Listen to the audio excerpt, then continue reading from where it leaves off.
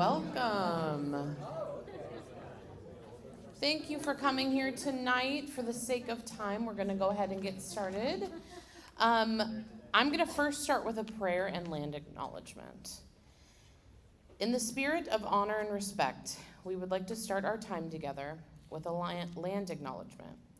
We are gathered on the ancestral lands and waters of the indigenous peoples, the Duwamish, Squamish, Muckleshoot, and Tulalip, who have left their footprints on Mother Earth before us. We respectfully acknowledge those who have walked on it, those who walk on it now, and future generations who have yet to walk upon it. We pray to the Creator for strength and wisdom that all may continue to serve as stewards of the earth. And now, please join me in prayer in the name of the Father, Son, Holy Spirit. Heavenly Father, thank you for your guidance as our students and parents begin a new school year. Grant us strength and patience as we prepare for the journey ahead. In the name of the Father, Son, Holy Spirit. Amen.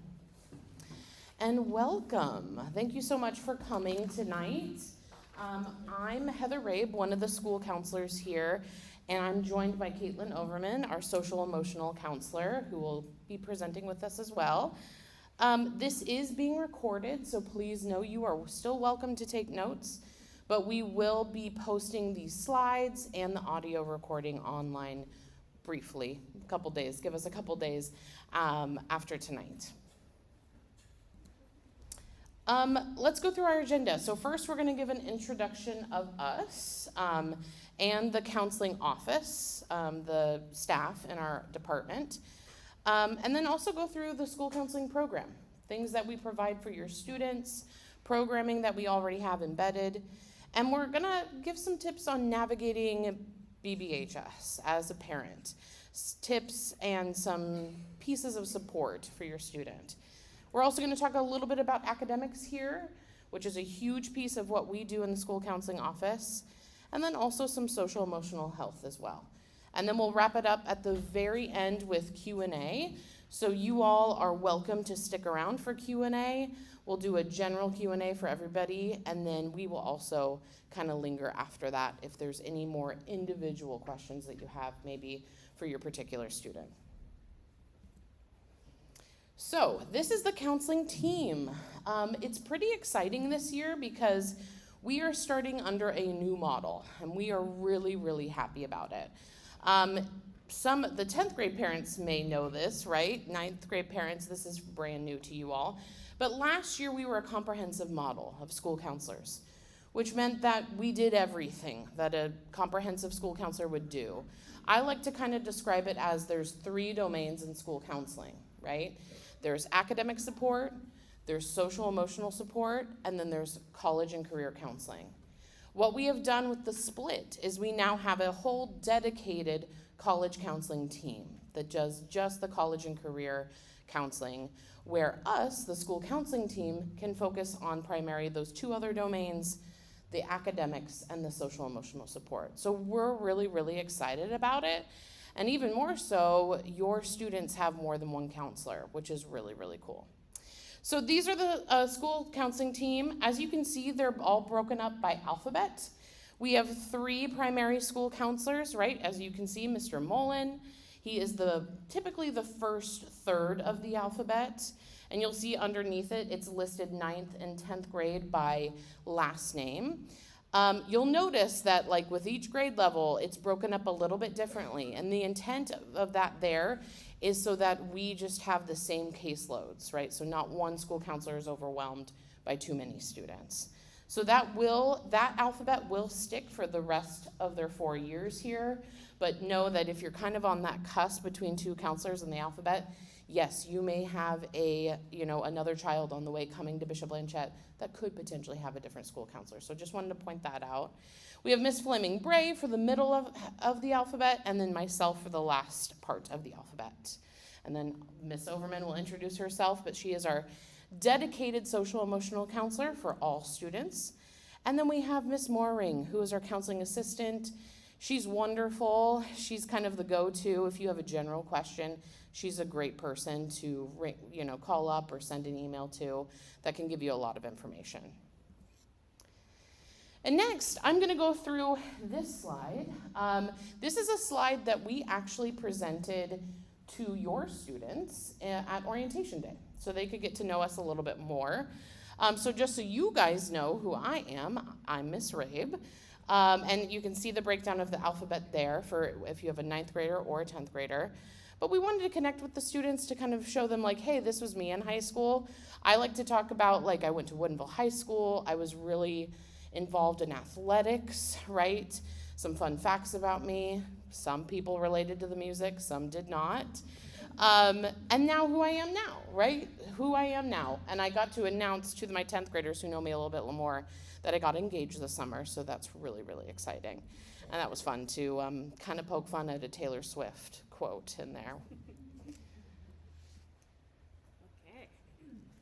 Hello, welcome everyone. I am Miss Overman, and similarly I showed this slide to your wonderful students. And as you can see, I went to Seattle Prep, which does not get me very far here. But I like to say I've been here longer than I was there, so I'm, officially a bear now. But yeah, there was a lot of Parmesan pasta and pink cookies in high school. Played soccer, like minus the bear. Nobody knew who that was.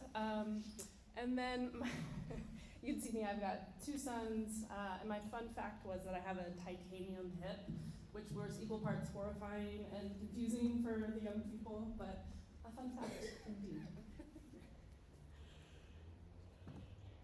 Okay, and just a quick, we mentioned the split between school and college. We just wanted to give you a glimpse of your college counselors.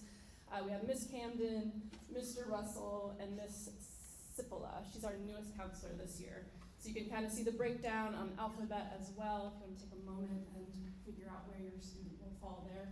So these will be the dedicated college counselors, and they'll work with your student to talk about all things post-secondary. So very exciting to have them with us. And they have a brand new office and brand new part of the building, so it's very exciting. And they wanted to sneak a little slide in, so I'm going to do my best to speak to them. But they wanted to give you all an idea of what to expect their work with your students to look like. So as 9th graders, in the spring, they'll be leading an activity with the 9th graders in our community period. So students will be able to put a face to a name, know who their college counselor is, know who they can go to. In 10th grade, as our sophomores, they'll get similarly in community period this spring, they'll get introduced to Maya, which is our platform for all things college. So you go there to research colleges, that's where all the application materials will live. So they'll get a glimpse of that in the spring, which is pretty exciting, and they can show all of you as well. And both grades, so we have the PSAT coming up in October. Be on the lookout for information in the weekly update on all the details for that. That comes out on Wednesdays.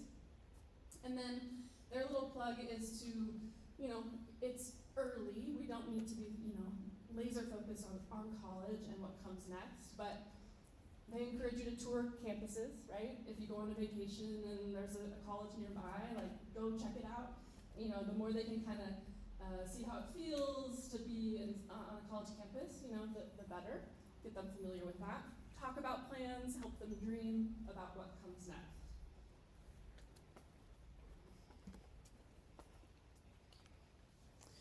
Okay, so school counseling, what do we do? So the number one thing that I want you guys to know about school counseling, our office, is that we are student advocates, right? We advocate on behalf of your child, right? What is the best interest for them, right? But in that, we talk about advocacy a lot with our students. The whole point of high school, too, is to learn to self-advocate, right? So we're also teaching them, okay, this is really hard. What are the next steps? What do you need to do, right? And obviously for 9th and 10th graders, right, we're helping them maybe a little bit more to get to that junior, senior year when they're having those tough conversations by themselves. When they know what to do. They can go into their toolbox and say, hey, what do I need to do when I'm struggling in a class? Oh yeah, I need to go talk to my teacher immediately, right? So we're going to talk about advocacy a lot with your students, that we are their advocates. They can come and talk to us. We are a safe space for them. But also, we're going to push you a little bit, right? Yeah, keep advocating for yourself, right? So this is the time to practice it now in high school. Now, I talked about those two domains that we really work under, the first one being academics and the second one being social and emotional support. So I'm going to kind of talk about that a little bit more. A lot of the work that we do is we check in with students on grades, right? We talk about their grades, we look at the grade book together, but it could even go into, talking about study skills. How do we study for tests? How are we organizing? I love talking about planners with students. So there is a lot that we do in classrooms. We will give a lot of these academic kind of type lessons in guidance in classroom spaces, but also individually, right? If I have students that are not doing so well academically, I will pull them in and talk to them about these things. So they're not only getting it in the classroom, but they're also getting it one-on-one with us, right? Another huge piece of what we do is connecting students with tutoring services. So in orientation, I told all students, I was like, if you have not had to tutor yet in school, it's possible at Bishop Blanchette, this might be the first time that you see a tutor, and that's okay. Normalizing that most students have to get extra help in some area at some point, right? So we talk a lot about how to find a tutor, and there are great resources here on campus. We have the NHS, you might see that a lot, that stands for National Honor Society. That is a group of students here, typically upperclassmen, typically juniors and seniors, that get together, have so many hours that they have to complete of tutoring services that we provide here for students who need that. And students can tap into that resource. We have drop-in times. And I know, we don't have a ton of details on this yet because the National Honor Society is actually getting together now and creating that programming. But there will be drop-in tutoring services available. Also, students can get paired with a one-on-one tutor as well. What they would do to get that service is check in with the teacher of the class that they're struggling in. Let's say it's math. And say to their math teacher, I'm struggling, I would like to get a little bit more extra help. Can I get an NHS tutor? They will then contact the person in charge of NHS and they will pair them with a tutor, right? So there are some great resources here just in building for that.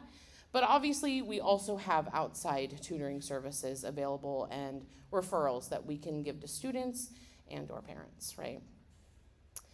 Another huge piece of what we do is scheduling and forecasting. So that is helping students select the right classes that they need to take in high school, right? So we will actually have a whole nother parent night for all parents. Sometime I think it's gonna be winter. Usually we do forecasting like late winter, early spring, think like February, March. Where you will have another opportunity. We're going to give a webinar on learning how to help your student choose the classes that they need, having those conversations about what classes they should take. Obviously, we'll talk about graduation requirements, and that's one slide I actually have for you all tonight to look at, is graduation requirements. But it's a huge piece of what we do. And we meet with every single student in our caseload during that process. So it's about 2 weeks that we have jam-packed back-to-back with students that we talk about the classes that they're going to take for the next year.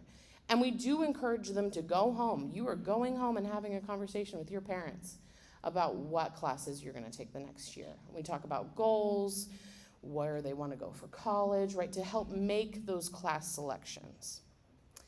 And then also there's social emotional support. So we also, whether a student comes in just having a hard day, or we hear from another student that someone's maybe having a hard day, or maybe even you, a parent. We do check in with students and just, give them the support they need in that moment. Individual counseling, like I said, with stress, anxiety, grief, and sadness. We even are doing group support this year. And I'll let Caitlin kind of talk to that a little bit more, but we are going to do an anxiety group this year to start, which is pretty exciting. And then obviously, we are also kind of that spot for students where if they don't know where to go or get help or answer a question, we will give them the resources or tell them who to go to next to get that information. So it's always a good landing spot with your student if they're ever like, I don't know how to navigate this, where do I do the service hours? Tell them to come check in with their school counselor and ask that question. We'll lead them in the right direction. Now, how to contact us. So again, I'm going back to that advocacy piece. We are teaching your children to be self-advocates. So encourage them, if they need to get in touch with me, to come see us in our office. Stop by room 113. We really have been advertising it, like come in, even if you're just saying hi. We want them to be comfortable in there. So please, please encourage at home for them to come in on their own, right? Another way that they can access us is just by emailing. Maybe they're uncomfortable, they're unsure, when is a good time for me to come in? They're welcome to email us. We'll email them right back, like, come on in. I always tell students, like, a great way to find me is before after school or during lunch, or if it's a quick question, in between passing periods, right? We don't like to take them out of academics, right, out of their classes, so that's why we always try to encourage that. And then lastly, also, if you are finding that you have that difficult student who maybe, isn't gonna come in on their own, even though you encourage them to, please don't hesitate to reach out, email, or call us if you would like to connect about your student. Okay, programming. So, freshmen and sophomores, we do a lot of different things on top of the things that I just said, right? We do have some things that we do in classrooms or in whole group or initiatives that we really want to do. So for freshmen and sophomores, they both got the orientation from the counseling department with our slides, how to access us, who we are, little fun activities to get to know us. Freshmen got to check in with we checked in with every single freshman student in our caseload this year. It was very quick. We went to PE Health, where most all of them are, right? Pulled them out for a quick 5-minute chat, seeing how things are going. We took some notes. We told them that, hey, for some of you, we might check back in with, right? Just to kind of get a sense of, are they feeling connected here? What are maybe some hobbies that they have, right? Encouraging them to be a part of the community in ways where they're either joining a sport, club, theater, something like that. We did a lot of talking about those sorts of things. So freshmen and sophomore also, like I said, will get guidance curriculum in the classroom. We typically go into, certain subject areas and talk about study skills or friendships, different things, right, to kind of help students. We also, like I said, do that individual forecasting for the conferences, right, with every single student, freshman and sophomore. Again, that will be roughly around February or March when we do that. And then we also give SEL curriculum, which Ms. Overman will be talking about. We have a lot of optional parent programs. I'm so happy to see you all here tonight. We also have one happening next week. I believe it's next week, right? Next week. Helping Your Student Thrive, tips for parents and caregivers. And that will be presented by 2 other school counselors in our department, Ms. Fleming Bray and Mr. Mullen. So please feel free to come to that. Well, actually, that's a webinar. So it is online, it's not in person. And some of these events will be, you'll notice, either in person or web-based webinars. We also just had the Paying for College Parent Night. If you missed that, that's okay. That is something that the college department does every year, and all grades, all parents are welcome to that event as well. Then the course planning information night, again, that's when we get closer to forecasting. We will give you guys a webinar on understanding kind of the selection process, what your students' classes, what they will be choosing, right, and kind of navigating that whole process. And then we'll also be doing an anxiety and academics, what parents and caregivers can do. So again, please check the weekly update. We'll give updates about when those things will be happening. And then there's the parent suicide prevention training, which is super important as well. and we encourage you guys all to come to these events. So, navigating Bishop Blanchet. There are many ways that you can check your students' grades, all right? And this is kind of an interesting and sensitive topic in ways, because I think, first of all, checking progress reports is huge. We have progress reports leading up to every final and semester end. And those are great times for you to check in with your child and see how they're doing, right? This is, I want to be wary about, how we talk about grades, because I do see certain families kind of get overly excited about checking grades every day. And that can be anxiety producing for your student. It's also anxiety producing for the teachers, right? They are given and instructed to update grades every 2 weeks. Every 2 weeks. So if you're checking that grade every day, every other day, it may not change, right? They are given those 2 weeks. So just remember, I would, check the grades on Veracross responsibly, right? And if you have any questions about that, please reach out to me. But again, we are also navigating a new system. Veracross is brand new to us. And we've already seen as a school some hiccups in the system, in the grading, which is, frustrating.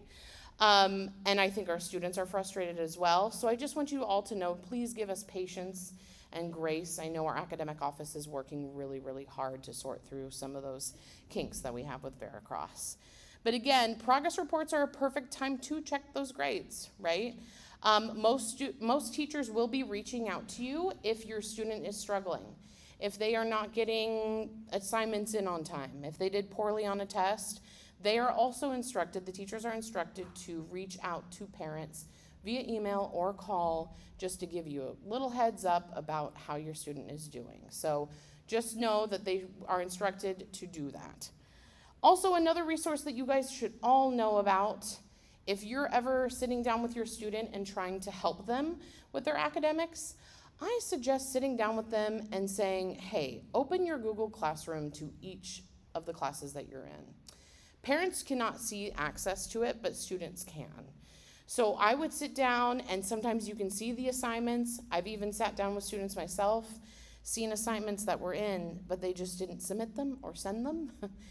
That's an easy fix, right? So sitting down with your child and actually looking through Google Classroom to help them organize, right, and see what's going on in that class can be super, super helpful as the parent. So do that. Communications, I will say, we communicate a lot. Weekly update on the website, the parent association page, and the calendar are all great things for you guys to know and to access if you have questions about anything. And we are always encouraging students, and I hope you all are at home too, to utilize teachers' open office hours.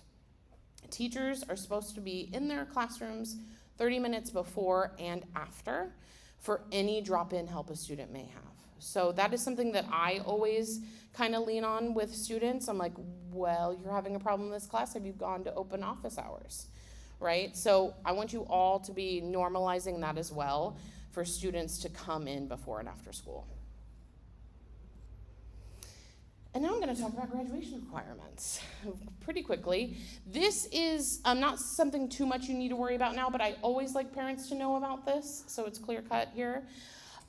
You'll notice the requirements for graduation from BBHS are in that middle column, and we just have for Washington State four-year colleges requirements what you need to get. So to help break this down, you're probably wondering, what does 8 mean, right? So if we start with theology, it says you need 8 credits/semesters. Every class your child takes in a semester is 1 credit, right? So they have 7 classes, right? First semester, that's 7 credits. Second semester, another 7. So 14 credits in a year, right? For theology, so if you break that down, that basically 8 credits, that's 4 years, right? 2 credits per year, so 4 years of theology. English, again, all 4 years. Social studies, only 3, right?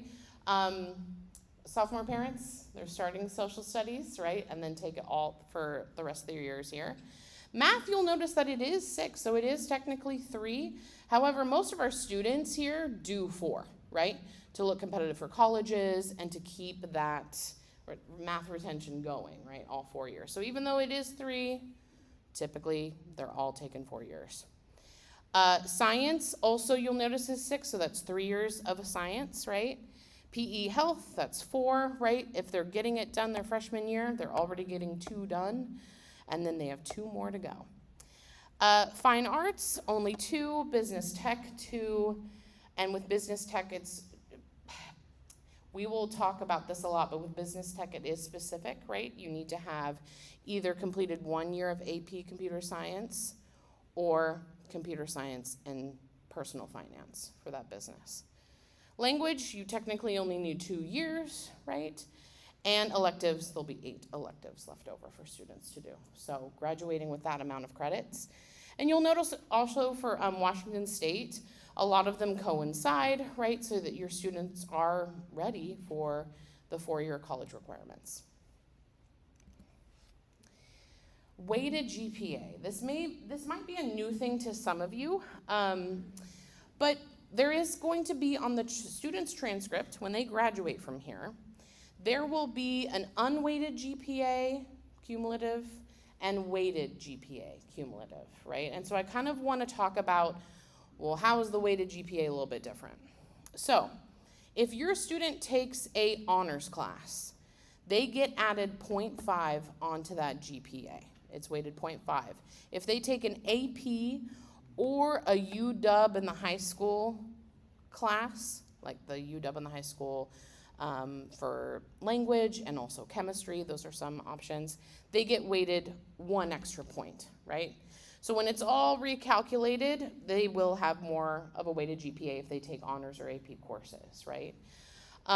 So I want you to kind of think about this in the way that, like, if you had, right, if your student had a 3.8 in AP Chem, they would just add 1 point on to that. That would be a 4.8 that they would get in that class, right? Then is when you add up all the GPAs and recalculate them divided by 7 to get that weighted or unweighted GPA.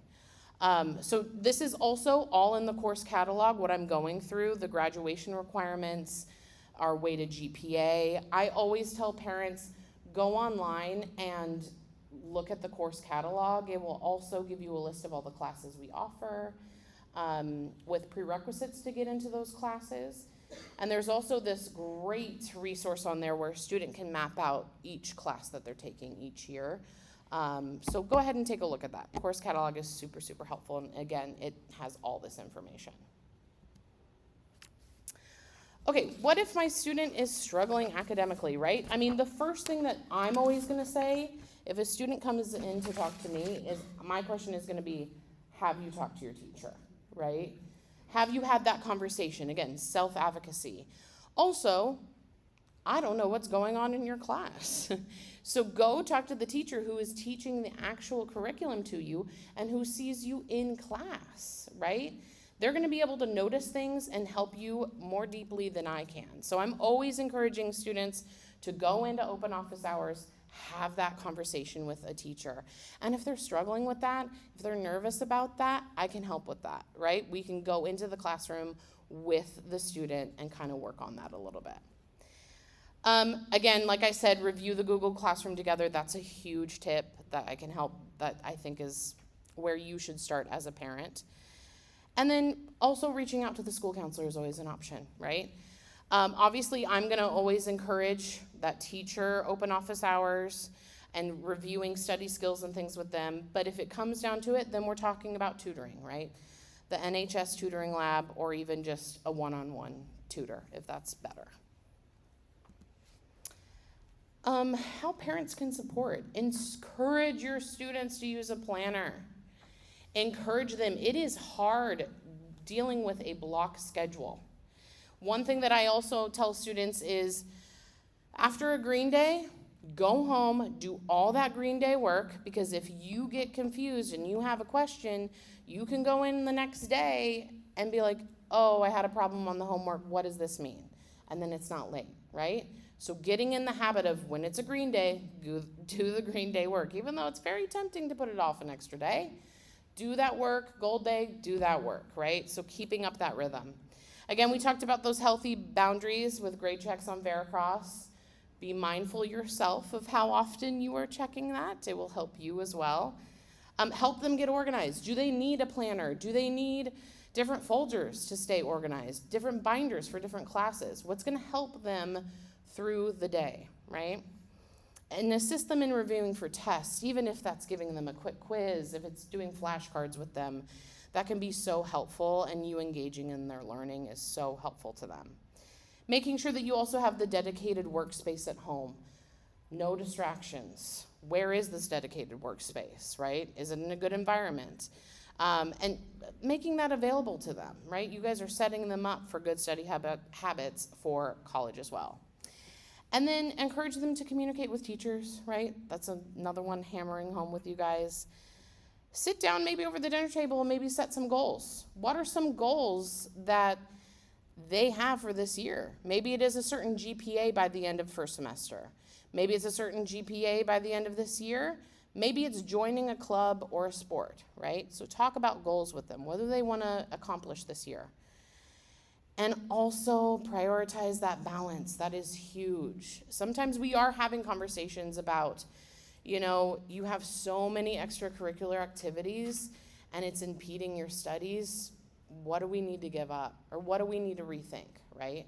So having those hard conversations is something that you all have to do, right? And we encourage you to have those conversations and talk to us about it if it is difficult at home. And attendance matters, obviously, right? So making sure that we're coming to school and lessening like those absences and tardies, that is huge.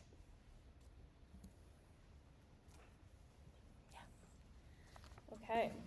I'm going to shift gears a little bit and talk about the social and emotional support that we offer students all throughout high school, but specifically for our freshmen and our sophomores. So as we've mentioned a few times now, we have 3 school counselors who provide the academic support and the social emotional support, and then we have 1 dedicated social emotional counselor, which is me.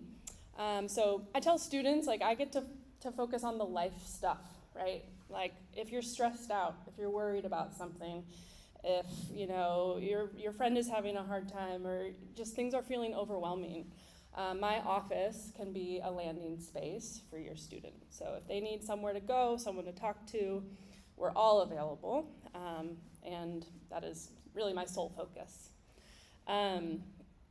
So there's a few reasons or ways a student might find their way to me. So one way is I act as an additional layer of support. So say your student walks in having a hard time, but their school counselor is occupied or meeting with someone else.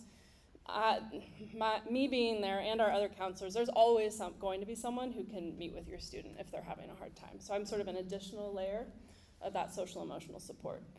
I also provide that acute support. So, if a student's having a hard time being in class, having a panic attack, really, really worried about something, in tears, those are the moments where I'm meeting with the student to support them and figure out what exactly it is that they might need. And then I work with students, typically if the social emotional needs are the primary concern or are ongoing. So if a student is really struggling with their mental health, that's typically when I'll sort of partner with their family to make sure that they're supported here at school as best as possible. So that might look like providing short-term individual counseling or helping students connect to services outside of school. At times I've collaborated with outside providers and families, all in the service of making sure that we're supporting them as best we can at school. So if a therapist outside of school is working with them on something, I want to make sure that we're kind of mirroring or reinforcing that as much as possible. So it's kind of this wraparound support as best we can. A quick story about sort of just how I see my function and my role and the value in this work. It was a little while ago, but I got an email from a student, and this isn't a student I'd met before, but she emailed me in the evening and said, hey, like, I'm having a hard time, really struggling with something, can we meet tomorrow? And the answer was yes. You know, you didn't have to wait 2 weeks to meet with a doctor or to meet with a therapist. And I just had this moment of gratitude there that, you know, to be able to offer that is pretty unique, and it's something I'm proud and sort of honored to be a part of. So how do students meet with me? We've sort of talked about this, but referrals come from different angles. Sometimes students will self-select and walk into my office. Sometimes a friend will come down with their, you know, and bring someone in. It's very sweet. We've got a lot of good friends at Blanchette, which is wonderful. Other times it's a teacher will reach out. So, you know, a teacher might notice, hey, so-and-so is, you know, it's seeming to be a little withdrawn, or I've noticed a change in their mood, or, you know, whatever it might be. They'll reach out to me and say, can you check on this student? And then, of course, parents. So, you know, if you're concerned, if you think your student might need a check-in or might benefit from some support from the counseling center, reach out. Send me an email, give me a phone call. We also, sort of as our part of our programming, is we provide our faculty and staff with training. So we want to make sure, you know, as many of the adults in the building as possible are trained in some of these sensitive and important topics. So last year we focused on anxiety. So how might anxiety show up in the classroom with students? How can teachers work with that? How can teachers best support students experiencing anxiety? This year we'll focus on training our faculty and staff on suicide prevention. So recognizing the signs that someone might be thinking about suicide, having those, you know, sensitive and difficult conversations, and then the steps to take if a student were to disclose something like that. So again, the goal is just as many trusted adults as possible with this information to support your students. And then a plug for the parent and guardian training coming up in February 3rd. It's parent and caregiver focused on that same suicide prevention. So recognizing the signs, having those tough conversations with your kids, and knowing what to do. And a quick just mention about confidentiality. So, you know, as counselors, it's similar to, you know, as like a doctor or a therapist in the community, that we respect student privacy. But we also really value family collaboration as much as possible. So we want to work together in support of your students, and especially we prioritize safety. So anytime there's if anything related to safety, if someone was harming them or they were talking about harming themselves, that's a phone call, that's a conversation. So please, like, rest assured that is something we take really seriously. Okay, so new this year, this is a picture of our counseling office, actually the Zen Den. So this is a new feature in the school counseling center, which we're very excited to offer. You can see our little picture there, but it's a small space, really just meant for if a student needs like a quick, a quiet place to go or a quick couple minutes to just decompress, they're welcome down here. They just sign in. It's really 1 or 2 students at a time. We already noticed like some kids trying to there's been like 10 in there at once, which we gotta say, okay guys, this is great, but so we also hosted an open house the other day, and a lot of kids came in, and it turns out if you offer them candy, they will come, so they got to see it. So we're just really excited to be able to offer that as a support this year. Okay, so I also wanted to highlight a small group that we'll be running here hopefully in the next month or so, focused on stress and anxiety. So it's a small group for 9th and 10th grade students, aiming for October, November, 6 sessions roughly during lunch. It's really hard to, before school, after, so it's gotta be kind of in this sweet spot. So during lunch, we invite them to bring their lunches, but it's gonna focus on skill building, peer connection, self-care. So if you think your student might be interested, I encourage you to maybe mention this to them, to encourage them to sign up. There's a QR code there, but I also have some flyers here, so if you want to take one before the end of the night. This is just an example of something that we offer. We've done things like this in the past, but we're excited to get that up and running. Okay, so another way that we support social emotional health here at Blanchette is through school-wide SEL, so school-wide social emotional learning.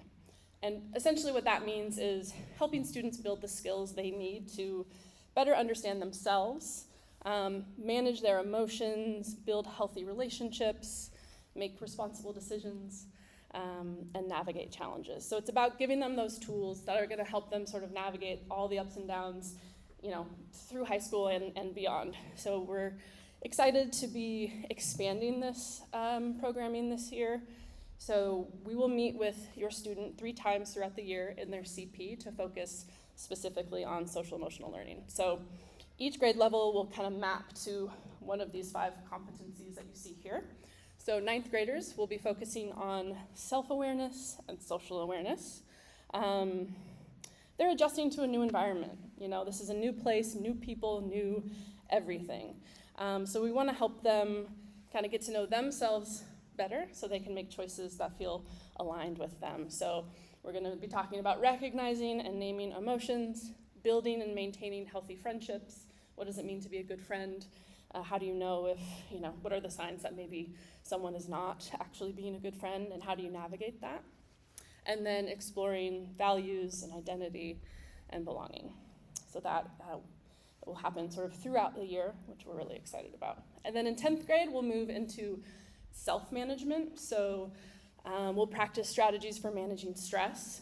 We'll introduce the idea of digital citizenship, essentially how do we manage ourselves online. And then we'll also train them in suicide prevention. So how to recognize, both within and if somebody else is potentially thinking about suicide, what to do and who to turn to if that's the case. So very excited to be sort of expanding into social emotional learning a little further. To give you a sneak peek of what's to come junior and senior year. In junior year, we focus on relationship skills, healthy dating, empathy, conflict resolution, and communication skills. So we'll be talking to them about those things. And then in 12th grade, we move into responsible decision making with the angle of, life post-high school and making healthy choices and thinking about what comes next. So again, very excited to be doing this. Okay. I thought we could spend a little time, kind of how we talked about, if your student's struggling academically, how can you support them? Similarly, if your student is struggling socially or emotionally as they get started here at Blanchette or move through their sophomore year, it's about building sort of a strong foundation, helping them build that foundation. So, and I think when we think about supporting teens, it's not always about big interventions. It's the sort of small day-to-day things, those everyday practices that you can kind of implement at home that make a big difference in how they handle stress. So just gonna walk us through a couple of these things. So first is encouraging independence, and Heather kind of mentioned this as well. But there's a saying that when parents step back, kids can step up.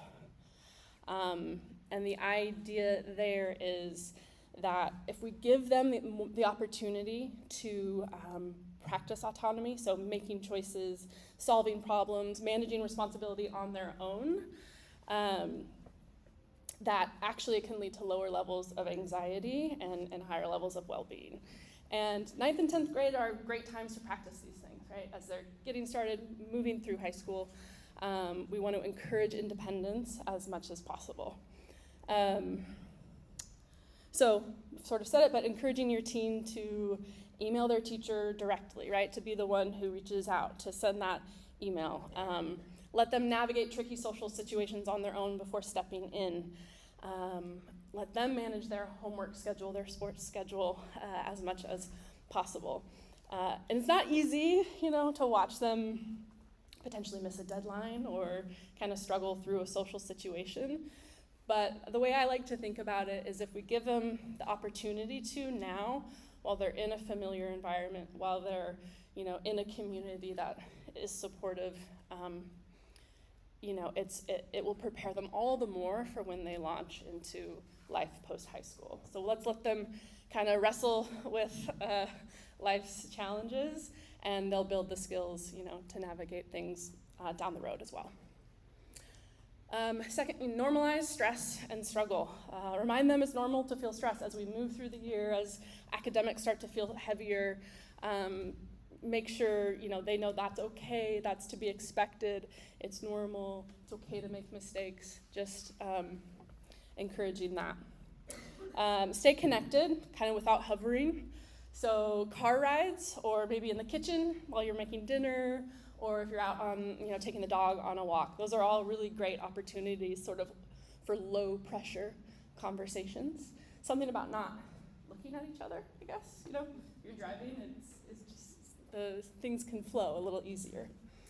Prioritize balance. Again, healthy routines around sleep, nutrition, movement, downtime. And one way we can do this really is through modeling ourselves, right? Like, how do we all take care of ourselves? We know they're watching, we know they're absorbing so much, so modeling for them, those sort of healthy routines. And then again, so lastly, sort of watching for warning signs. So we'll do our best to set that foundation, but we want to be aware too of, okay, are there things I should be looking out for? What are the signs that maybe my student is struggling? So we talk about sort of changes in mood, sleep, if their sleep schedule is getting wonky, their appetite, social connections, all of that can be sort of a cue that they might need some support. So trust your instincts on that, right? You know your kid better than anyone in the world, and if you notice, hey, something seems up, they're acting a little differently, and it's not just a day or two, I think, maybe this is something worth looking into. That's where, you can turn to us for support, and we can meet with your student. Okay. So I also like to say this. Okay, so parents, we don't need to be perfect. Somebody told me a stat recently that we only have to get it right 30% of the time, which I love. But that's to say, so long as we come around and repair, right? So we might get it wrong, a conversation might go sideways, that's okay.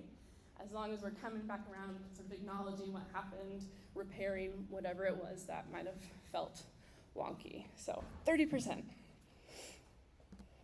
Oh, but the already struggling piece. Okay, so we just talked about building that strong foundation, but what happens if, okay, now we've noticed a change, what do we do? We're gonna start with listening and open-ended questions. I notice you've been more stressed recently. What feels hard at school right now? Sort of as low pressure question as possible, sort of calling out what you're seeing and opening the opportunity for conversation. Validate the issue, whatever it is, even if it seems inconsequential, validate before problem solving.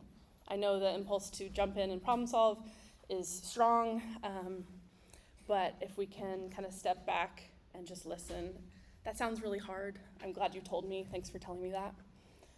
That could go a long way. Sometimes, we all just sometimes want to feel heard and listened to, and our young people are no different.